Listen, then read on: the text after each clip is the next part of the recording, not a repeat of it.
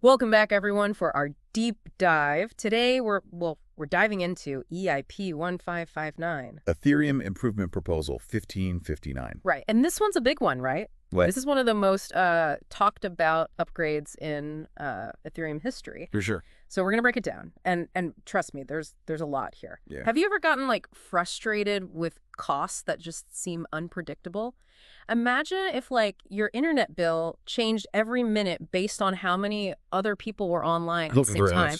That's kind of what Ethereum users were dealing with before EIP 1559. Yeah, I mean, you got to think about it. This wasn't just like a small thing. This was about like the foundation of how a decentralized system like Ethereum handles, Breck, something as fundamental as transaction fees. Yeah, because before we had EIP 1559, Ethereum used a system that, well, to put it simply, was basically an auction for every single transaction. So we're talking gas prices. This is the fee to just use the network, Right. going up and down like crazy. It was a roller coaster, totally unpredictable. Wild. Imagine, like, you need to send some Ethereum to a friend, but the transaction fee is just like insanely high because a new NFT just dropped. Yeah. And everyone's trying to buy it. Like, that's the kind of chaos we're talking about. Oh, wow. So it's a bidding war just to get your transaction through. Yeah, pretty much. That sounds messy. It was. So break it down for me. What were some of the biggest problems with this whole auction system? Well, first off, you have volatility. Like, picture this. Uh-huh. You're at the grocery store, right? And the price of milk changes every 5 minutes. Oh, my God. That's what it was like trying to figure out how much you were going to pay in transaction fees on Ethereum. So forget budgeting. Forget it. Yeah. Yeah, planning anything in advance was like breath. Yeah. Almost impossible. Oh, man. Okay, so budgeting's out the window. What else? What else was a big problem? So then you've got delays. Think about like being stuck in traffic. Yeah. But like on a totally open highway, just everyone's trying to cram into the same lane. That's what transaction delays felt like. It's not that the network couldn't handle it. The system was just really inefficient. So not only are the fees all over the place, but then you could be stuck waiting forever for your transaction to actually go through. Exactly. And as if that wasn't enough, people were constantly overpaying. Oh, no. Yeah. Really? It's like, when you get into those bidding wars online for like a vintage concert t-shirt or something, Right. you get caught up in the moment and you end up paying way more than you wanted to just to like make sure you get it. Users were so worried about these delays that they would just throw extra money at their transactions just to try and make sure that they went through quickly. So you've got unpredictable fees, annoying delays, and then this constant feeling that you're like overpaying just to use the network. Pretty much. No wonder everybody was begging for a solution. And this is where things get really interesting because it's not just an Ethereum issue, right? Think about Bitcoin. No block rewards forever. Eventually, they're going to have to rely solely on these fees too. So these problems could become even more critical down the line. For sure. Okay, so we've got these crazy high fees, right? And they're unpredictable, they're causing all these delays, and people are just stuck overpaying left and right just to use the Ethereum network. It was a real problem. Sounds like a recipe for disaster. So how did Ethereum actually tackle this? This is where EIP 1559 comes in. Yeah. EIP 1559. This upgrade introduced this idea of a base fee.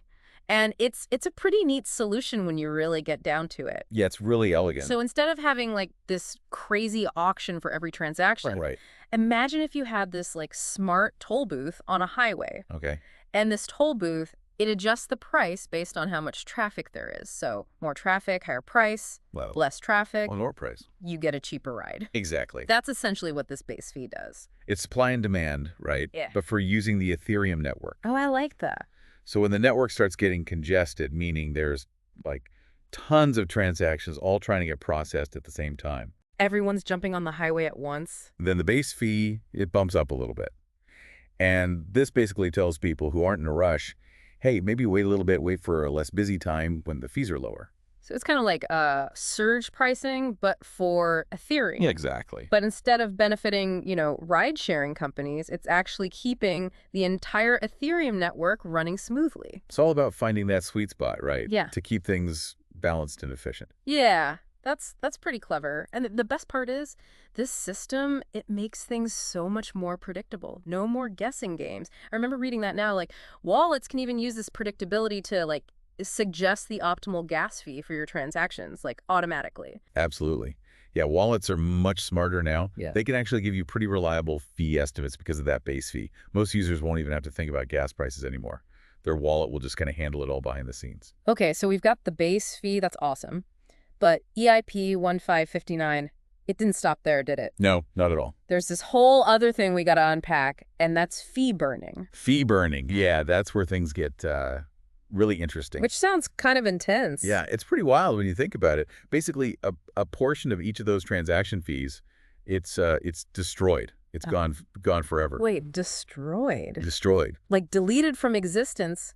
How is that even possible? It's kind of like sending those fees into a black hole, never to be seen again. Yeah, And this has huge implications for the economics of Ethereum as a whole. I bet.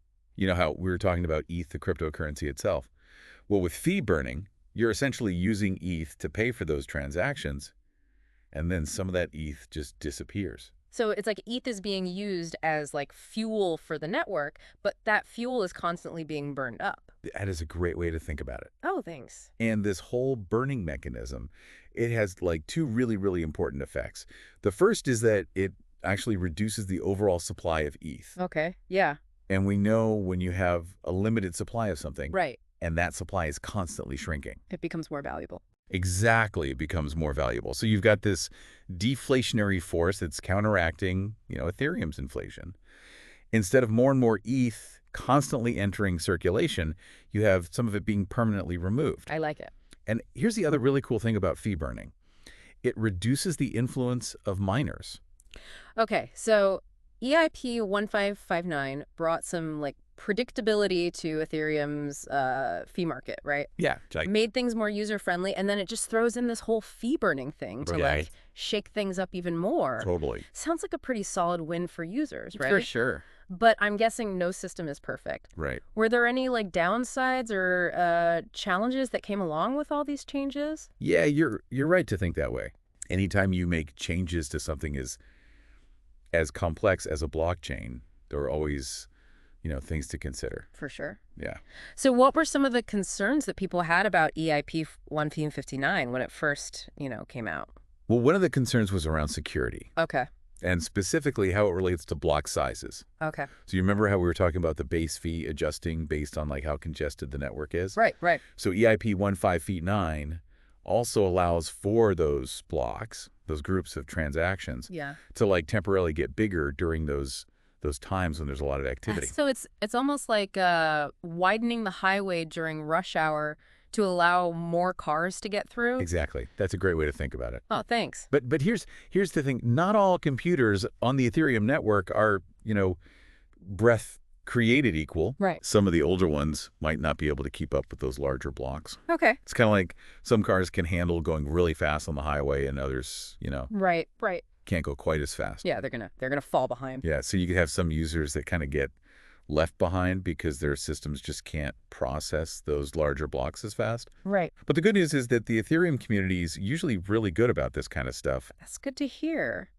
There's been a lot of work done to make sure that the software people use can keep up with these updates. That makes me feel better.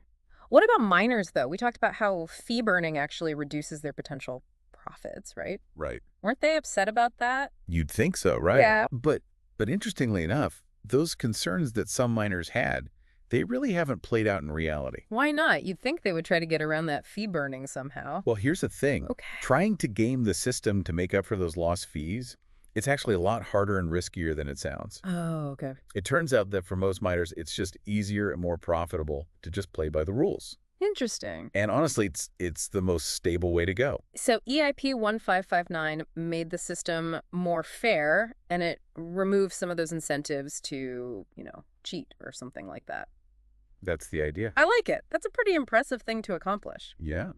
But I do have one more big question about this fee burning. Okay. If we're destroying ETH with every single transaction, doesn't that mean that Ethereum doesn't have a fixed supply anymore? That's the $1 million question. Chuckles. By introducing fee burning, EIP-1559 really threw a wrench in how we traditionally think about, cryptocurrency supply. So we're in like uncharted territory. Pretty much. No one knows for sure what's going to happen to ETH in the long run. Exactly, exactly. It all comes down to the balance between how much ETH is being burned versus how much new ETH is being created, through those mining rewards. Right. So will it become deflationary? Will the supply shrink over time? Yeah. Or will it stay inflationary where the supply continues to grow, but maybe just at a slower pace? Yeah. It's a debate that's still going on in the Ethereum community. So EIP 1559 wasn't just a technical upgrade. Right. It was like an economic experiment. In a lot of ways, yeah.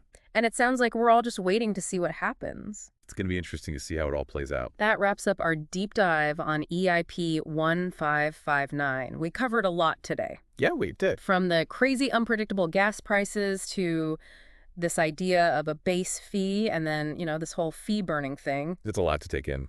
Hopefully you're feeling a lot more informed about EIP 1559 and really just the impact that it's had on the Ethereum network. It's a big deal. It is a big deal. As always, we encourage you to keep learning and keep exploring, just the world of blockchain technology because who knows what exciting innovations are coming next. Thanks for joining us, everyone.